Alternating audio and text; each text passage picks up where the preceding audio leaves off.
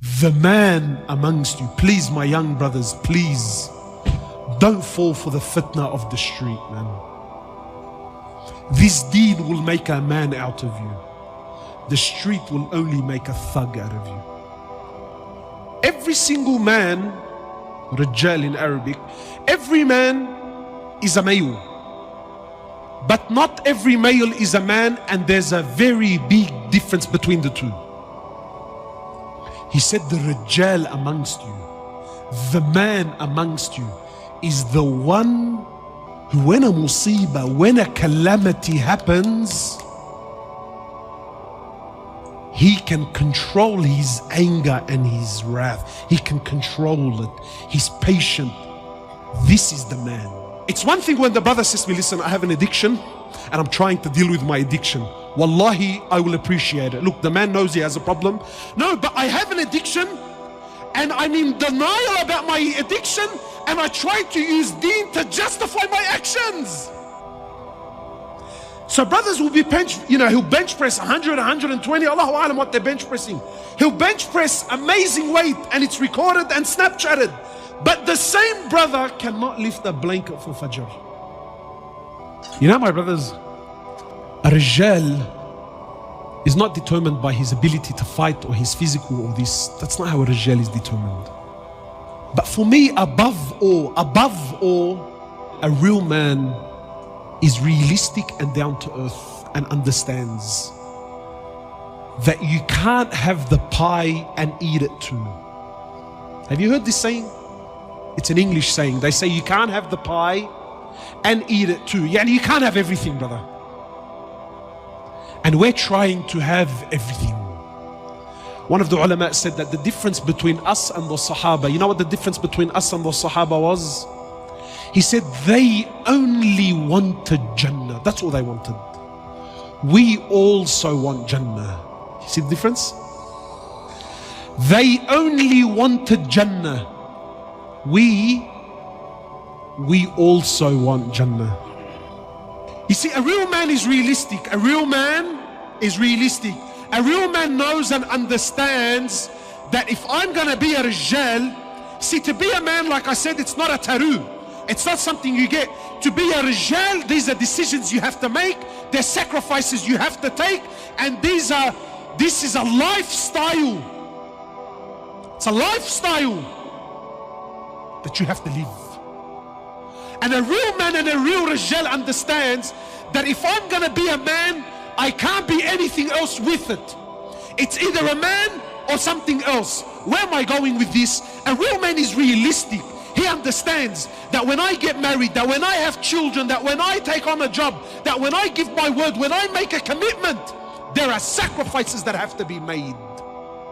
You see, today, we're not men, we're boys. We're little boys that are stuck in big bodies. That's what we are, my brothers. Wallahi, forgive me. But if we're going to be honest here tonight, we are little boys that are stuck in big bodies. We like to think we're men.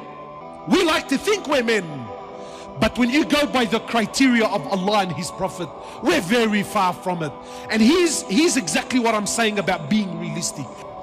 We love the idea of being with a woman. Who doesn't like the idea? We love women.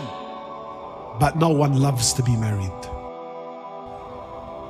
The commitments of being married, the sacrifices of being married, the challenges and the difficulties of being married is something a real man, a Rajal, knows and understands.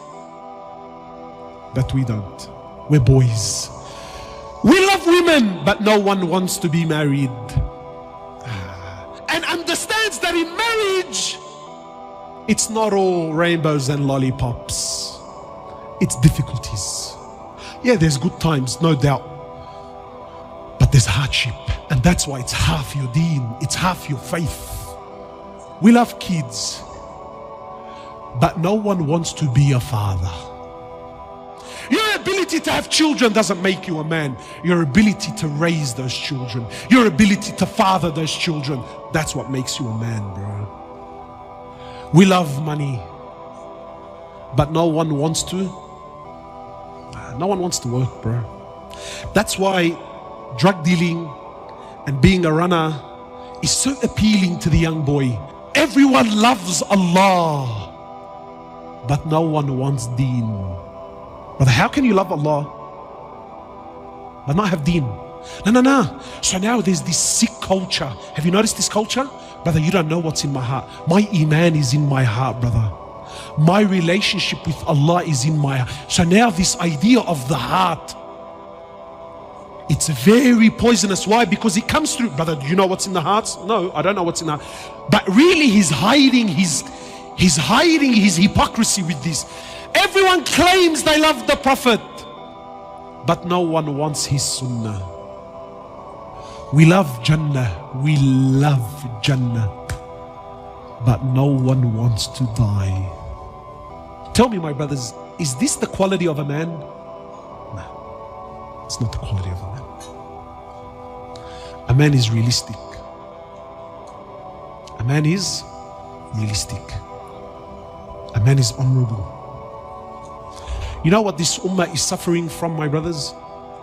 Trust me, it's not knowledge. The alam is ocean, books, apps. Wallahi, jump on YouTube. Knowledge is there, it's abundant. What is this ummah suffering from more than anything? The biggest disease, the biggest sickness of the Muslims, the biggest calamity in the ummah. Do you know what it really is? There's no men. And you know who suffers the most when there's no men? Women and children. When there's no rijal, who suffers? You know, in English they say, when the cat's away, guess who come to play? When there's no rijal, when there's no men, when the cat's away, who comes to play? The rats and the mice. No men, rats and mice. Look at our societies. When man comes together, the world comes together. But qasam by Allah, as long as man is destroyed, this world will always be destroyed. We need to restore men. This ummah is suffering from a lack of men, my brothers. Ask yourself tonight, are you a rijal or are you a dhakar? Are you a man or are you a male? We ask Allah subhanahu wa ta'ala to make us men. Men whom He's pleased with. Men whom revive this ummah.